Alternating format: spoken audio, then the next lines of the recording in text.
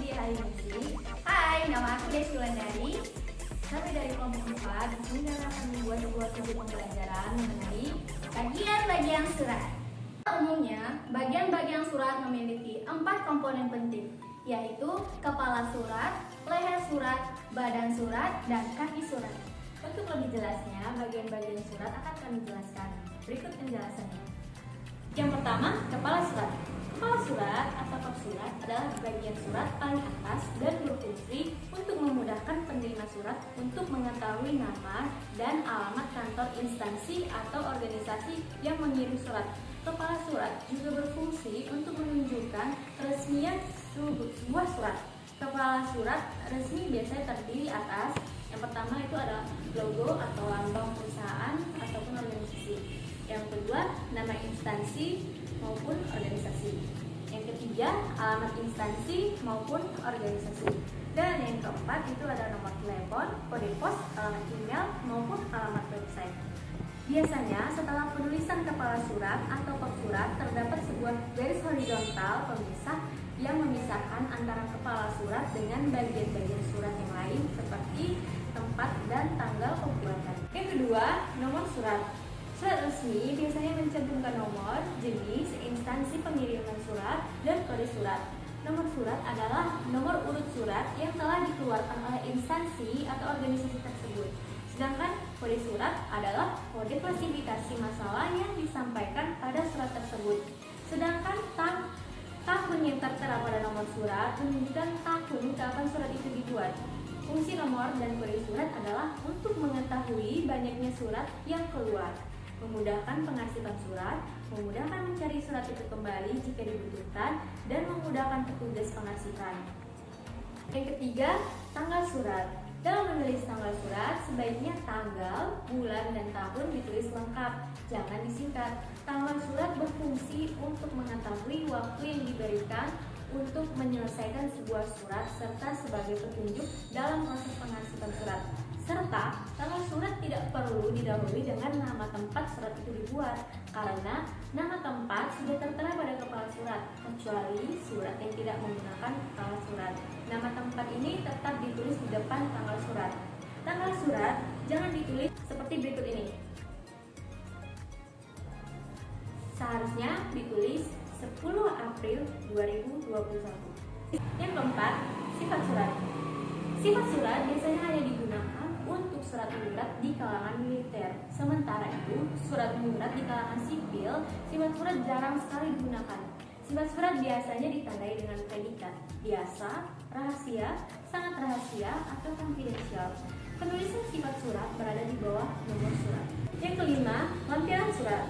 Lampiran surat adalah bagian surat yang berguna untuk menunjukkan atau menginformasikan bahwa adanya sejumlah berkas atau dokumen yang disertakan dalam surat tersebut. Jika tidak terdapat berkas atau dokumen yang dilampirkan, maka bagian lampiran bisa ditiadakan. Sebaiknya lampiran surat ditulis secara jelas agar penerima surat segera mengetahui ada tidaknya sesuatu yang dilampirkan bersama surat. Keenam, hal atau perihal surat. Bagian surat ini berfungsi untuk mengetahui isi atau inti pokok masalah pada surat yang dikirimkan, tanpa harus membaca surat tersebut secara keseluruhan. Penulisan hal atau perihal surat ini sebaiknya ditulis secara singkat saja. Biasanya hal surat digarisbawahi atau ditulis dengan huruf kapital seluruhnya. Baiklah, selanjutnya akan dijelaskan oleh teman saya. Yang ketujuh, alamat surat. Alamat surat berfungsi sebagai yang pertama, alamat petunjuk langsung bagi penerima surat. Yang kedua, petunjuk arsiparis dalam menyimpan surat. Yang ketiga, mempermudah petugas pos. Yang keempat, sebagai alamat luar jika menggunakan sampul berjendela. Ada beberapa hal yang harus kita perhatikan di dalam menulis alamat dalam. Hal-hal tersebut yaitu yang pertama, kata kepada pada alamat dalam sebenarnya tidak harus ada, tetapi kata kepada dirasa berlebihan karena sudah ada kata YTH atau yang terhormat. Yang kedua, menggunakan kata yang terhormat yang biasa disingkat menjadi YTH. Yang ketiga, menggunakan kata bapak, ibu, atau saudara. Jika yang dituju adalah seseorang bukan nama instansi, Kata bapak, ibu, saudara selalu ditulis dengan huruf kapital di awal kata dan diikuti oleh nama orang. Yang keempat, di setiap baris pada bagian alamat dalam tidak diakhiri oleh tanda titik. Sedangkan yang kelima, menuliskan alamat orang atau lembaga yang dituju lengkap lebih bagus. Selanjutnya yang kedelapan, salam pembuka. Salam pembuka suatu surat digunakan sebagai kesatuan berbahasa tulis. Salam pembuka berfungsi sebagai sapaan dalam surat. Salam pembuka ditulis dengan huruf kapital di awal dan diakhiri oleh tanda koma. Yang kesembilan, isi surat. Isi surat adalah bagian surat yang digunakan untuk menyatakan berita atau sesuatu yang ingin dinyatakan dalam surat tersebut. Isi surat ini terdiri dari pembuka, isi, dan penutup. Yang pertama, pembuka. Pembuka merupakan alinea pertama yang berfungsi sebagai pengantar atau pendahuluan terhadap informasi yang disampaikan di alinea isi. Yang kedua, isi. Pada alinea isi berisi informasi yang akan disampaikan, dan yang ketiga itu penutup. Pada alinea penutup ini berisi ucapan terima kasih atau harapan dari penulis surat kepada pembaca surat. Agar isi surat tersampaikan dengan baik, maka perlu memperhatikan beberapa hal sebagai berikut. Yang pertama, tetapkan terlebih dahulu bentuk surat yang akan ditulis. Yang kedua, tentukan dahulu maksud dan tujuan surat tersebut. Yang ketiga, urutkan terlebih dahulu maksud surat tersebut secara sistematis dan logis. Yang keempat, tuliskan setiap masalah dalam satu paragraf. Yang kelima, hindari penggunaan istilah dan akronim yang belum lazim. Yang keenam, tulislah surat tersebut dengan EYD yang tepat.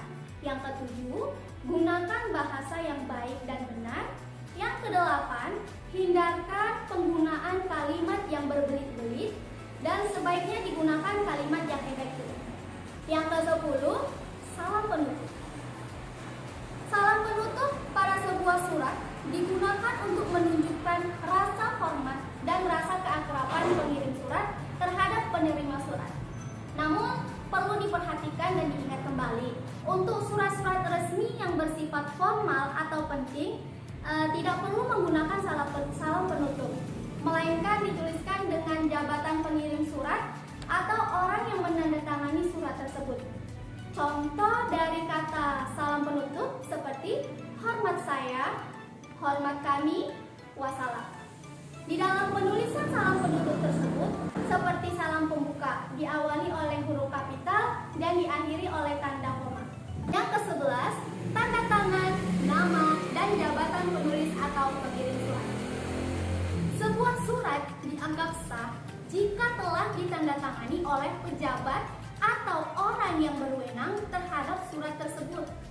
Surat yang belum ditandatangani oleh orang yang berwenang, surat tersebut belum dianggap sah atau bahkan dianggap tidak sah. Dalam kenyataan di lapangan, tidak semua surat dapat diselesaikan oleh kepala atau pimpinan instansi perusahaan yang bersangkutan. Hal ini disebabkan banyaknya tugas yang harus ditandatangani oleh pimpinan.